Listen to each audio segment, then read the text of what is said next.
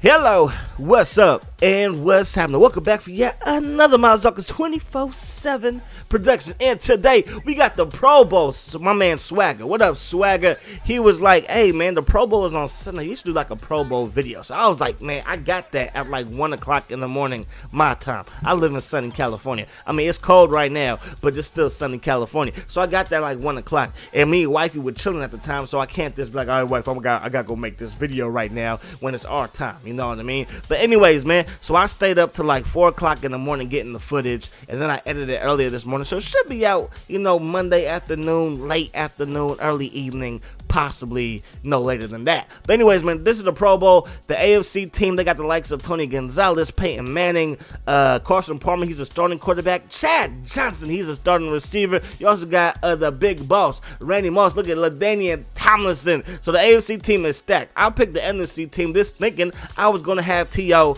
He ain't make it. Just thinking I was going to have Brian Dawkins. What up, family? He ain't make it.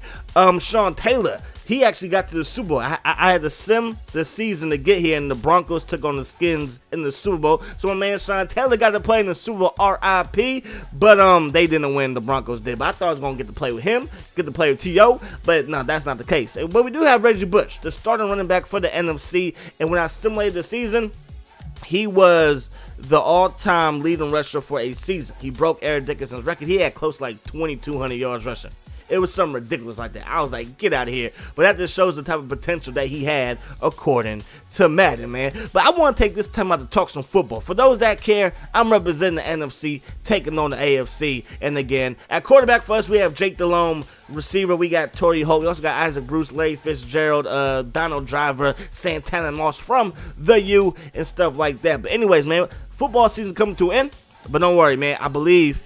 And I always wrestle with the direction of my channel because I do want to add some other things to my channel as well. But this channel will always be more of a football channel than anything else. So, brothers and sisters, for those that are going to be missing football as much as me, don't worry, man. I got you. I got you, man. There's going to be football on this channel every single day for the rest of my life. Maybe your life, you know, if you die before me. But anyways, man, we ain't talking about death. I hope everybody has a long, lovely, and prosperity life. I don't know why I went with that, but just roll with me. Anyways, man, we got to talk some football. So, first things first, I didn't get a chance to make a video about a couple things I want to talk about, like Ballgate or Deflategate. To me, it's a non-issue. It's a non-issue because it happened in the first half. In the first half, the Patriots went on, 17-7 was the first half score, right? At the half, the Patriots were up 17-7. That's when they were using the deflated balls. At halftime, they went in there, then the refs or the officials, whatever you want to call them, they went in there and they put the air back into the ball. Okay, all right. So the second half, they're using the regulation balls. They're using the balls that have enough air, and they have enough air pressure in the football in the second half. Well, in the second half, they scored 28 unanswered points. 28-0 was the final score of the second half. So I'm thinking to myself, how much of an advantage did they have in that game? So some people are saying, well, this is a classic. You know, the NFL, they kind of side with Bill Belichick and the Patriots and stuff like that. And, you know, these guys can get away with stuff and yada, yada, yada. They always have an unfair advantage and yada, yada, yada. And Bill Belichick, he had a press conference, and I tend to believe what Bill Belichick had to say. But nonetheless, something has to happen because the Patriots, they do try to get away with a bunch of things, and who knows what things they've gotten away with that we don't know about. So yes, I feel like they should be punished. Now, another non-issue to me was Bountygate, and I'm going to tell you why. Bountygate, it was nothing but the players putting money in a pot. Now, that part's bad. That part's bad. They shouldn't get a reward for maybe knocking somebody out of the game. That's not good. But defensive players will tell you for a long time that they've been trying to knock out players, you know, in the game. Now, they're not doing headshots. They're not going for people's knees and stuff like that. But they want to hit somebody so hard that they can't play in that game no more. They want them to be fine come Monday. Maybe come Tuesday, be okay. Maybe for the next week's game, they be okay. But for that game, they try to knock them out. To me, it's no different than what Thomas Davis and Luke Kuechly do for the Panthers. They compete. They try to get the most tackles. They try to get the biggest hits throughout the game. That's basically the same thing. But when you put money in it, then I can see why it became an issue. However, this is my however. Sean Payton said that he did not know that it was going on. Sean Payton, he's an offensive-minded coach. You know what I mean? So I'm sure he spends most of his time with the backs, receivers, and Drew Brees. So the fact that he said that he didn't know anything about it, I felt like maybe should have went in his favor, but it did not. He still got a year-long suspension, yada, yada, yada, and that's really all she wrote, because after that, the Saints really haven't been the same, you know? But at the end of the day, to me, they're both not the biggest deals in the world, because Terrell Suggs said, you know, every freaking Ravens Steelers game, we were trying to knock out Hines Ward. I mean, like, that's football. That's the nature of the beast, man. But going back to Spygate, I mean, not Spygate, going back to a Deflategate, I do feel like the Patriots, they need some type of punishment. But taking the draft pick away, finding them thousands of dollars is not going to hurt multi-millionaires and billionaires' pockets. And taking the first-round draft pick won't hurt the Patriots, because they are notorious for not drafting in the first round. They trade out of the first round so much, it's ridiculous. So I don't know what type of punishment they should get. A lot of people saying they shouldn't even be in this game. It's like, pump your brakes. The Colts, it didn't matter if they were playing with a tennis ball, a water balloon, or a super soaker. The Colts didn't have a chance that game. I'm just saying. But to have an unfair advantage, that's kind of BS. Now, right here in the second half, things get weird. All right? On the second half opening kickoff, you're going to see Bob Sanders get knocked down. Bow, right there. He gets up, avoids getting blocked right there, gets the hit stick. Two of my players don't jump on the football, and he recovers it. Right then, I knew that EA has been scripting stuff for a long time.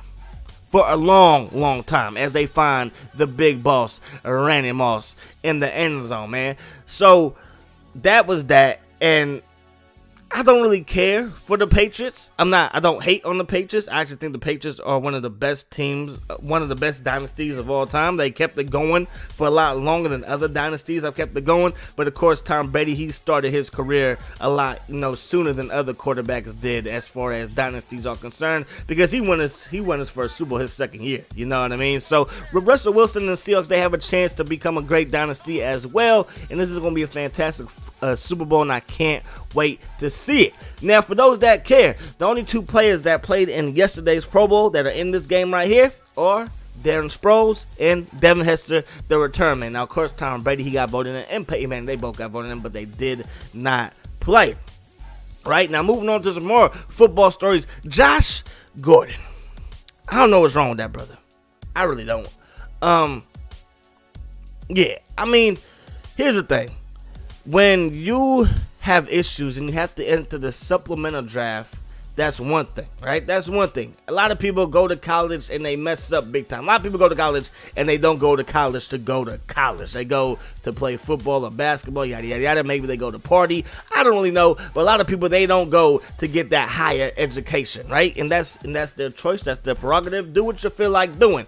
At the end of the day, though, at some point in your life, something has to click that you are on the fast path to being an insurance salesman. I'm not saying there's anything wrong with being an insurance salesman, but an insurance salesman is a lot less glamorous than an NFL star. I'm just saying. So at the end of the day, as I get a Yahoo, her, you have to decide who you going to be at some point. You want to be a multi-millionaire athlete, because he's not even making millions yet as far as his contract. He's still on that supplemental rookie deal, and I don't think it's worth multi-millions. I think it's worth maybe a few $100,000 per year. Now me, I would love a few $100,000. I would get me some new equipment, you know what I mean? Get me some better TVs, stuff like that. I don't know what I would do with all that money, but I just know that I would do that stuff. But anyways, man, moving along.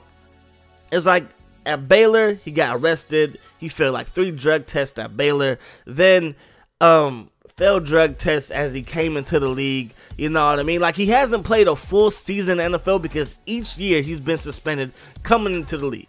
And of course, a year ago, he came into the league, or he was suspended for 2 games, and still had the most receiving yards in a season. Now, right here, I'm showing you the BS that happened in this here Pro Bowl. Larry Fitzgerald is about to turn this dude around. Sap, he about to get spun around. All right, watch.